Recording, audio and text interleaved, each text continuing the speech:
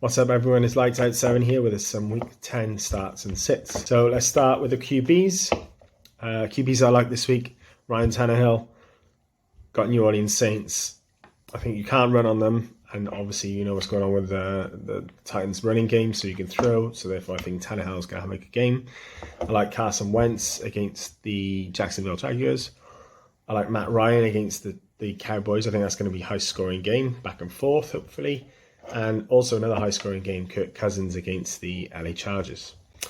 Moving over to running backs. Running backs I like this week. Mark Ingram, if Kamara looks like he doesn't look like he's going to go, so Mark Ingram is automatically starting and touching the ball loads, so you need to play him against Tennessee Titans. Dearness Johnson, similar situation. Nick Chubb looks like he's going to miss. Johnson straight in with volume. Good run first team as well. So they're two good teams that are just whoever's starting running back for them, you can plug in. Singletary is a different case. Zach Moss might miss with a concussion. But besides that, he was going to start anyway against the Jets. And Kenyon Drake I like in that shootout against Kansas City. I think they're going to have to throw, and he had 8 targets last week. So I like Kenyon Drake to keep it rolling this week. Not a bad flex option if you need one. Moving on to wide receivers. So I like Lockett with Russell Wilson back. I think, again, that's another high-scoring game. Lots of high-scoring games this week, which is great for fantasy. Mike Williams in the game we've already discussed. I think that's back and forth with Minnesota, so he can be plugged in as a high upside wide receiver 3.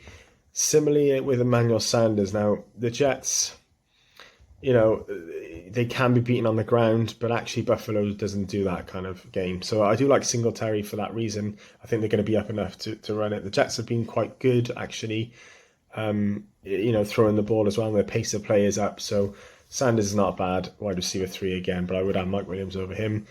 Renfro, again, targeting the high-scoring games. Renfro's going to be a lot of volume, him and Waller. So, another wide receiver 3 that you can play.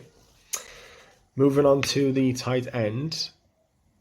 So I like Kyle Pitts a lot this week. I think he's got a shot at top 3 tight end against Dallas. And I like Dalton Schultz in the same game. We're not sure about Michael Gallup if he's going to play. I think Cooper and Lamb are a bit banged up. But regardless of that, it's going to be a high-scoring game, so Schultz will be fine. And obviously, Blake Jarwin's on IR. So, the sits this week. Not that many because, I want to target these high-scoring games. Like I said, I think there's plenty this week.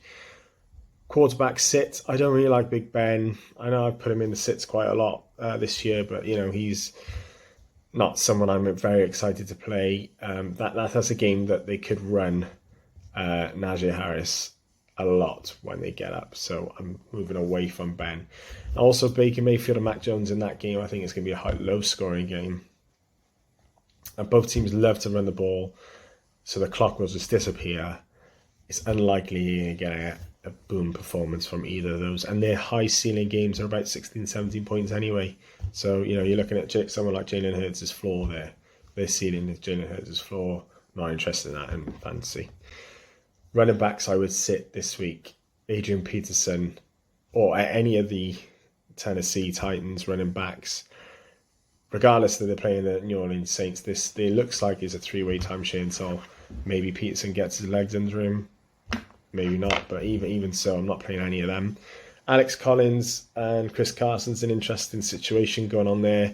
Regardless of that, again, they got 5 running backs on the roster. Even if Carson sits, I wouldn't play Collins in this one. You're banking on the touchdown. Russell Wilson's back.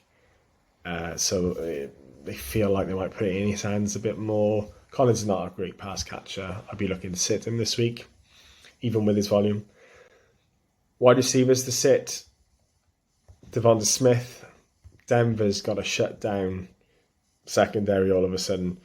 You've seen what they did to the Cowboys last week on the road. I think they're red hot, so stay away from Smith if you can. DJ Moore's got a bit of another quarterback problem at the moment. PJ Walker this week, then it's going on to Cam next week, so you're not sure if he's going to be.